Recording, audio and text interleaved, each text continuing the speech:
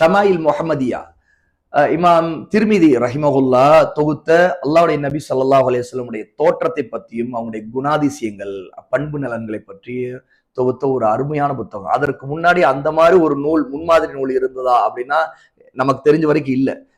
இந்த முயற்சி தனிப்பட்ட ஒரு தொகுப்பு ரசூலுல்லாஹை பத்தி மட்டுமே அவங்களுடைய ஒவ்வொரு அசைவை கூட தனித்தனியா பாடங்களா தொகுத்து எழுதப்பட்ட புத்தகம்.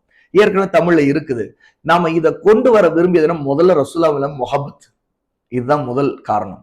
ரசூலுல்லாஹை பத்தி ஷமாயில் முஹம்மதியாவை நம்ம கொண்டு வரணும் அப்படின்னு ஒரு இந்த புத்தகம் இமாம் அல் அல்பானி ரஹிமஹுல்லா தஹ்கீக் செய்து ஆதாரப்பூர்வமான ஹதீஸ்களை குறிப்பிட்டு அதுல ரிப்பீட்டட் சில இடங்கள்ல வந்து திரும்ப திரும்ப கூறியதை வந்து தவிர்த்து படிப்பதற்கு கொஞ்சம் இலகுபடுத்தி இருக்கிறாங்க. அதாவது அதனுடைய அறிவிப்புகள் அவங்க முற்றிலும் நீக்கல, ஆனா ஆதாரப்பூர்வமான ஹதீஸ்களை அவங்க குறிச்சு காட்டியிருக்கிறாங்க.